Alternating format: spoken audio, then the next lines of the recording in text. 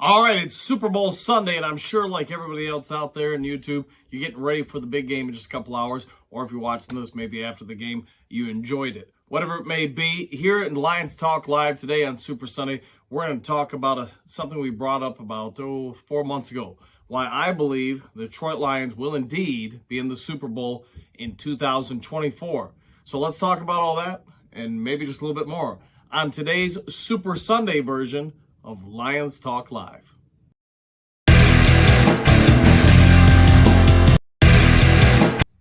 Well, greetings and salutations to everybody out there in YouTube land. I'm your host once again, Dan Thornton, and I want to thank you all for tuning in on this Super Sunday for Lions Talk Live. Hope you're all getting your food ready. Hope you're all hanging out with family and friends, ready for the big game. If you're doing anything for it, I hope you do it safely. But while all that's being said, I want you all to remember when we start up Lions Talk Live, right about the time of the Detroit Lions versus Seattle Seahawks game, put out a video stating that I believed you could see the building blocks. As bad as the season was going at that point, as far as win-losses, all that stuff, things just not going our way, you could see the building blocks, in my opinion, for the Lions laying down a foundation that would indeed lead them to the Super Bowl in 2024. So today we're going to talk about the 5 reasons why I believe that's going to be the case, where they've updated a few things since that video, and why, if you're a Lions fan, it's a great time to be alive, because we are storming into 2023 a little bit faster and faster with free agency approaching,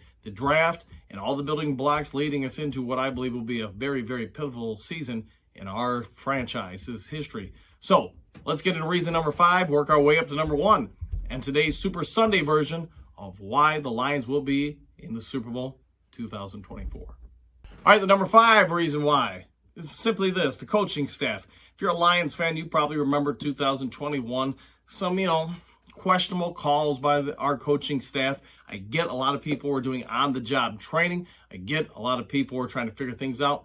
But I also get it, that scenario in 2021, due to the lack of talent, you wanted to see Dan Campbell and other people be uber aggressive on 4th downs or on blitz calls, whatever it may be, because they knew in order to get any kind of wins, they had to play that way.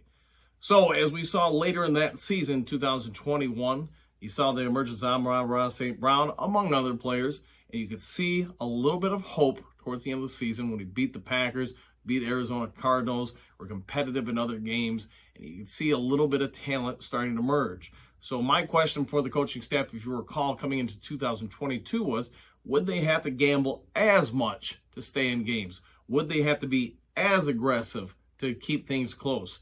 And I think looking back, we could all say this. Well, there were times early in the season where you could see those habits from 2021 stick around. You could also say by the end of the season, the coaching staff across the board, whether offensively, defensively, or just head coaching wise, they all matured. Let's start by looking at Dan Campbell. Obviously, he likes to go for it on 4th down, analytics, whatever it may be, certain situations early in the season and in 2021, he was going for it 9 times out of 9. But as the season wore on, as the play of the team got better, you saw less and less of it. And that's why when we would run it on 4th down or on special teams, we're a lot more successful with it overall because we caught people off guard. I give that credit to both Aaron Glenn, Ben Johnson, and of course Campbell himself, because they emerged as coaches. They grew and developed. They learned how to put their players time and time again in better, more advantageous situations.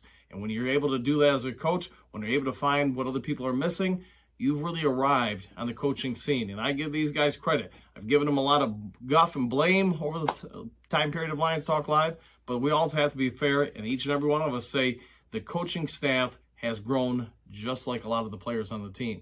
Now, let's go into reason number 4. All right, number 4 reason why I believe the Lions will be in the Super Bowl in 2024 is going to be the play of their offensive line.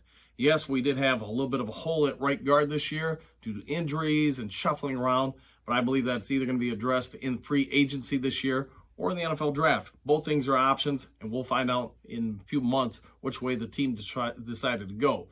But with the offensive line, somebody like Jared Goff or whoever is back there has time to pass, has time to go through reads.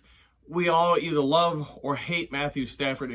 I'm not really here to debate that. But one thing I can say that we all more or less can agree is Stafford, throughout much of his career, was under duress time and time again. You can blame it on a lack of running game. You can blame it on receivers.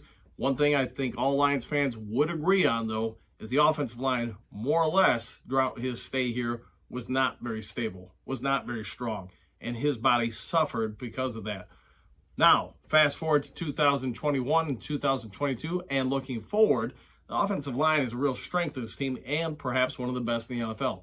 I'm not going to say it's the best in the NFL, but could we all agree that's Pop's top 5? Sure. There's really very little areas you could easily upgrade on this offensive line, and that's a strength, as we're seeing with the Super Bowl teams, especially Philadelphia. You got a strong offensive line, it gives your offense all sorts of options. Again, talking about Super Bowl teams, you think about, look at Kansas City during the last several years. When they've had stability at the offensive line, Patrick Mahomes, who is a great quarterback, has ripped teams apart. You think back to the Super Bowl where they lost to Tampa Bay. You saw what happened when both tackles were out. They had to do some shuffling around. Holmes was under duress throughout the game and was not quite himself because he was under constant pressure. Look at this year with Jared Goff, perhaps his greatest season of his career, and you got to believe a lot of that is going to be in part because of the offensive line. You can say the running game, whatever, but I believe if you don't have a good offensive line, the running game isn't going to matter as much, nor is the quarterback play. So you want to look for something that we are going to have to continue to develop and keep at a high level going forward. It's the offensive line. All right, well, number 3 reason why we'll be in the Super Bowl for the Detroit Lions in 2024, here we go, the defensive front.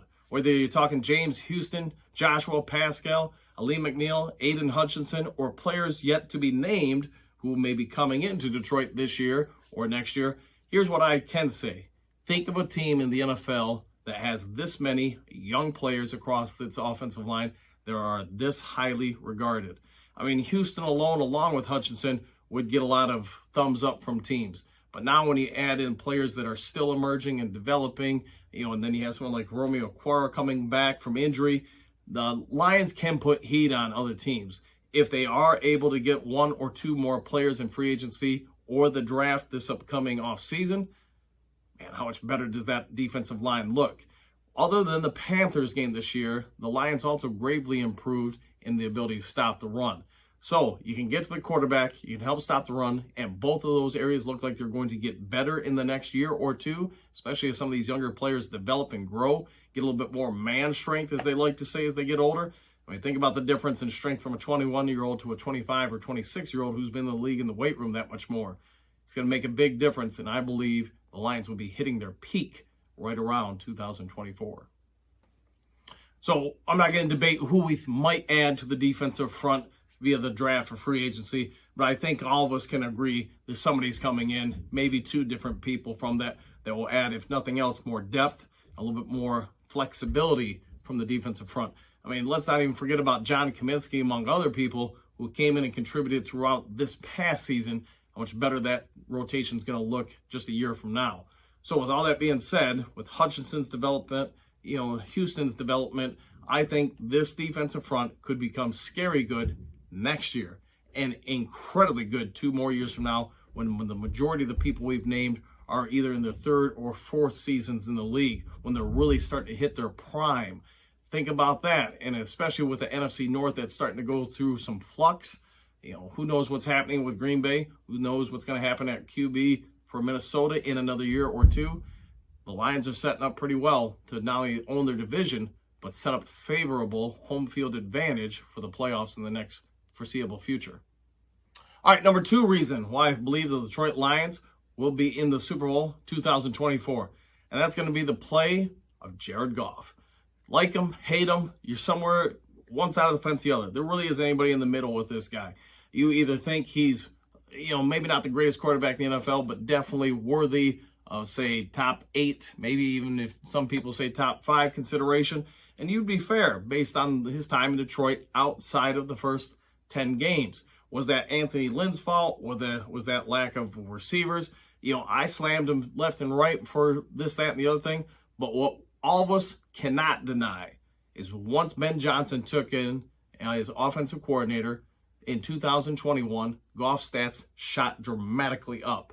once Amon-Ra St. Brown emerged, along with the signing of Josh Reynolds, they went up even further. And then you saw this year stability at quarterback, stability at the offensive line, and as everything grew, along with some of the players developing, Goff did have perhaps one of the top 5 to 8 seasons of a quarterback this past season.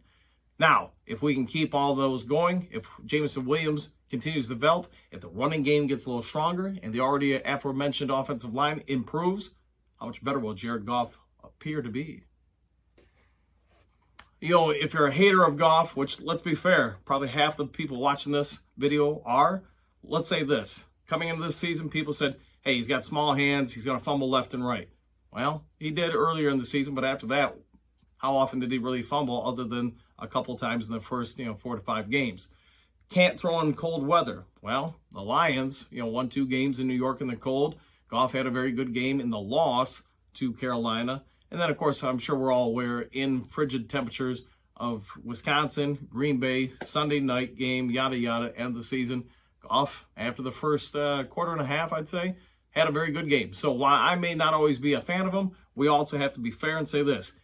People said he couldn't throw the deep ball. Well, he had a number of long 40, 50-yard throws throughout the year. And that's throughout the air, not somebody catching it and running. I'm not counting those. So if you want to look up on NFL.com how many deep throws he had and where he ranks, if I'm not mistaken, I believe he's in the top 5 in that category.